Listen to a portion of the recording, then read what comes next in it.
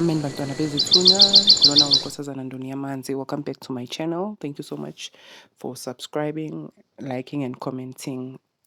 Today we are going to talk about how to activate isithunywa sakho. Sikhuphula kanjani isithunywa?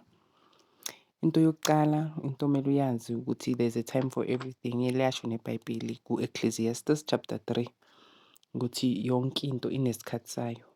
So isithunywa sizokuvezela wena ukuthi sifunani kuwe. Sizokubonisa ukuthi usikhuphula kanjani, indlela ezifuna iladi, ukuthi uyimisa kanjani, futhi uyimisela kuphi, kufuneka ini, sidinga amakhandlela anjani. Siyakubonisa isithunywa izembatho zaso, siyakubonisa konke. Okwakho ukuthi ulalele and ube ne-patient. Kuyalindwa esithunyweni. Awuyenzi izinto ngokujaha ngoba ubani uyenzani. Manje uma ungezwa nje abantu abaningi bafuna ukukhuphula izithunywa, bafuna ukukhuphula izithunywa. Esakho uma singakabi ready or sithi wena awukakabi ready ngoba sona si-right. Then angeke size sikhuphule ngaleso sikhathi wena ufuna ngaso. Kodwa-ke izinto ukuthi omele ukuthi uziyenze ukuze ukhuthaze isithunywa sakho, ukuthi kumele ukuthi uhlale u-cleansed. Umzimba wakho kumele uhlale uhlanzekile, nomoya wakho, inhliziyo yakho kumele ihlale ikhululekile. Ungabambi izinto ezimbi enhliziyweni yakho. Kusho ukuthi wena umuntu ongamelanga ukuthi ukwate forever wena. Umuntu yebo, uyakwata kodwa uyashesha uyandlulisa. Kumele ukuthi uphile ngomkhuleko. You must pray ngamandla. Ube ney'khathi zakho ukuthi I'm going to pray at this time and that time.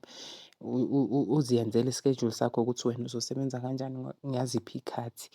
And then ube nesikhathi se-fasting and prayer.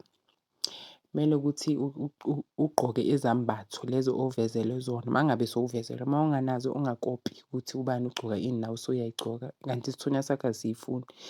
Uma uyenza into engafunwa ezakho isithunywa, then uzomisa ijeni yakho. Izothatha isikhathi eside because wena ulalela uyazenzela, uhamba phambili.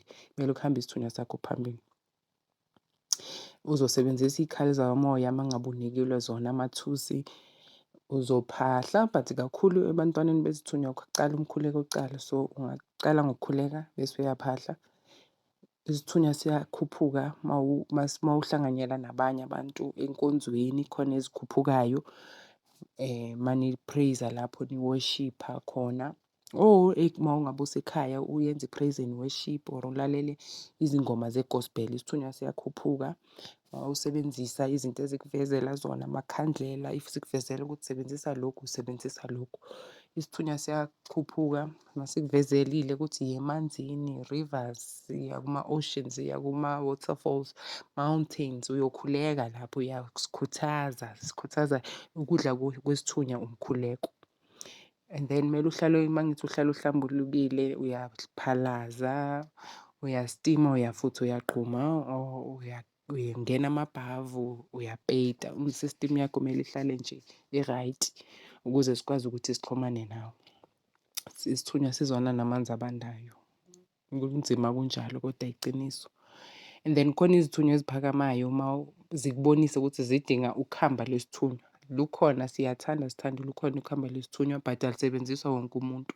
So esakho isithunywa uma sikuvezele ukuthi sifuna ukuhamba, kumele usithole, angeke size siphakame. And most of the time uthola ukuthi isithunywa sakho sihambelana nedlozi, yizo ezithanda ukuthi zifuna ukuhamba at a certain time.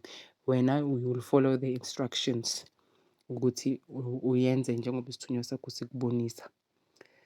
And then sometimes you'll be shown a mentor ukuthi yiyo kumele ukuthi kusize. You can even pray and ask ukuthi idala ngizama, ngiyakhuleka, ngiyenzani but akuphakami.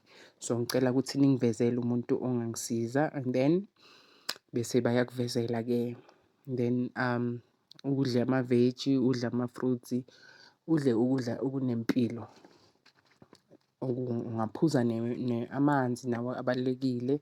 Then ungayenza nempepho tea ukuthi kuvuleke. Into ebalulekile ngimtshele ukuthi amaphupho wakho avuleke, ube ne-connection phakathi kwakho nesithunywa sakho, sizokwazi ukukugayida Ya yiloko-ke engizokushera namhlanje, ukuthi singalandeli ukuthi ubani uyenzani.